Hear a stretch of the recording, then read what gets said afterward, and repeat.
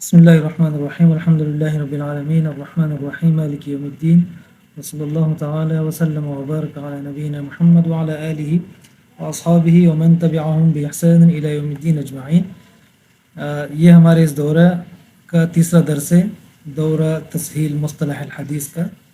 یہ کوئی باقاعدہ کتاب نہیں ہے، بعض لوگ سمجھتے ہیں کہ میں کسی کتاب سے درس دے رہا ہوں، نہیں، یہ میرے اپنے دروس ہیں اور ان کو انشاءاللہ تعالی کتابی شکل میں ہم مرتب کر رہے ہیں۔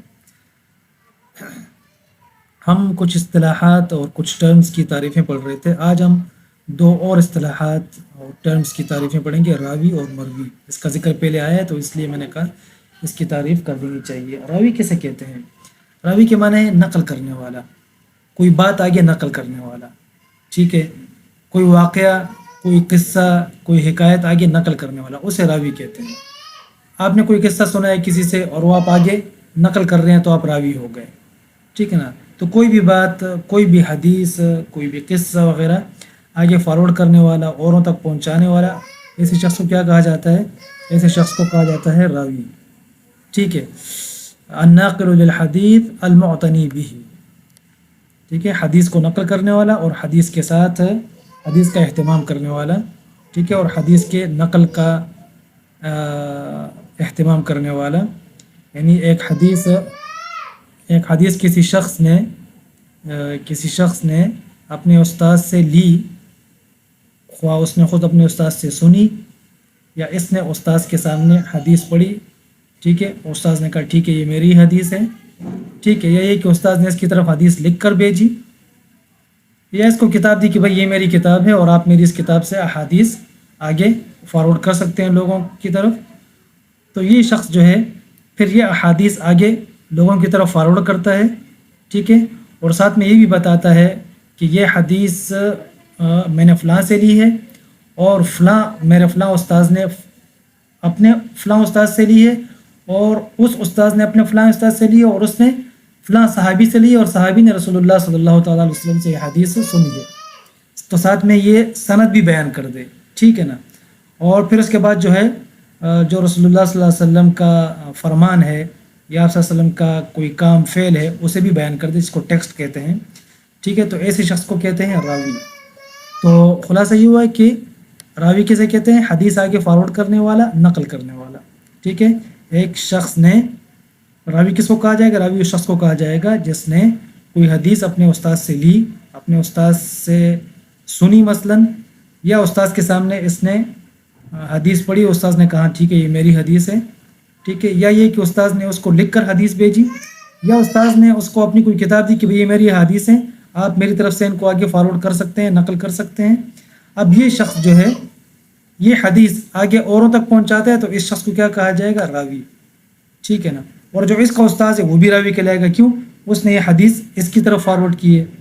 اچھا، پھر یہ حدیث جو یہ فارورڈ کرتا ہے آگے تو ساتھ میں پھر یہ بھی بتاتا ہے کہ یہ حدیث میں نے اپنے استاد سے جو لی ہے تو اس سند کے ساتھ لی ہے، جیسے میں نے کل گزشتہ درس میں آپ کو مثال بتائی تھی نا۔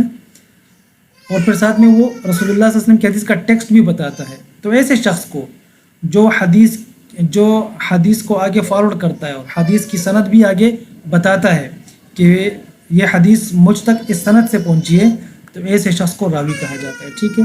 اچھا، مروی کسے کہتے ہیں؟ جسے نقل کیا جاتا ہے اسے مروی کہتے ہیں، ٹھیک ہے نا۔ اب نقل کسے کیا جاتا ہے؟ نقل سند کو بھی کیا جاتا ہے اور نقل متن کو بھی کیا جاتا ہے، ٹھیک ہے۔ تو اس لیے مروی سے مراد سند اور متن دونوں ہوتے ہیں۔ اچھا، البتہ اکثر جو ہے نا مروی سے مراد وہ متن ہوتا ہے، لیکن مروی سے سند بھی مراد لیا جاتا ہے۔ کبھی مروی بول کر سند اور متن دونوں مراد لیے جاتے ہیں اور کبھی مروی بول کر صرف متن یعنی ٹیکسٹ مراد لیا جاتا ہے۔ مثال میں بتاتا ہوں، مثلا امام بخاری رحمہ اللہ ہے، ٹھیک ہے، انہوں نے اپنے استاد احمد بن اشکاب سے یہ والی حدیث لی، یہ والی، ٹھیک ہے نا۔ اچھا، اب انہوں نے اپنے استاد احمد بن اشکاب سے یہ والی حدیث لی، امام بخاری نے یہ حدیث ہم تک پہنچائی تو امام بخاری کیا ہو گئے؟ راوی ہو گئے۔ اچھا، پھر امام بخاری نے ساتھ میں وہ سند بھی پوری بیان کر دی جس سند سے امام بخاری رحمہ اللہ تک یہ حدیث پہنچی ہے، ٹھیک ہے نا۔ تو امام بخاری ہو گئے راوی۔ تو راوی کیسے کہتے ہیں؟ جو حدیث آگے فارورڈ کرتا ہے اور ساتھ میں آپ کو اس کی سند بھی بتاتا ہے، ٹھیک ہے نا، یہ ہو گیا۔ اچھا، اب مروی کسے کہیں گے؟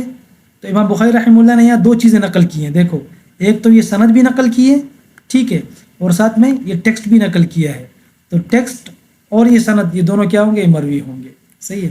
اچھا ایک دوسری بات یہ بھی سنیں کہ اب ان میں سے ہر ایک راوی، اچھا احمد ابن اشکاب امام بخاری کے جو استاذ ہیں یہ بھی راوی ہیں، کیوں؟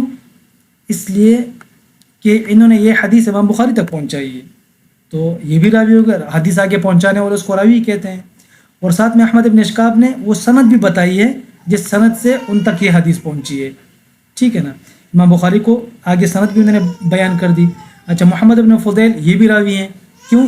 انہوں نے یہ حدیث احمد ابن اشکاب تک پہنچائی ہے، اور راوی آگے حدیث پہنچانے والے کو سند اور متن کے ساتھ اسے راوی کہتے ہیں۔ اسی طرح یہ سب راوی ہیں، ابو ہریرہ رضی اللہ تعالیٰ عنہ بھی راوی ہیں، کیوں؟ یہ حدیث انہوں نے اپنے شاگرد ابو زرعہ تک پہنچائی ہے، ٹھیک ہے، اور ساتھ میں بتایا کہ یہ میں نے رسول اللہ صلی اللہ علیہ وسلم سے لی ہے، ٹھیک ہے، اور ساتھ میں اس حدیث کا ٹیکسٹ بھی بتا دیا، ٹھیک ہے۔ تو ان میں سے ہر ایک راوی ہے، کیوں؟ ان میں سے ہر ایک اپنے شاگرد کو حدیث فارورڈ کر رہا ہے، ٹھیک ہے۔ اچھا اور مروی کیا ہے؟ تو مروی یہ سند بھی ہے اور یہ متن بھی ہے، کیونکہ دونوں کو نقل کیا جاتا ہے۔ امام بخاری نے صرف ٹیکسٹ نہیں نقل کیا ہے، ٹھیک ہے، یہ نہیں نقل کیا ہے، امام بخاری نے ساتھ میں یہ پوری سند بھی نقل کی ہے، ٹھیک ہے۔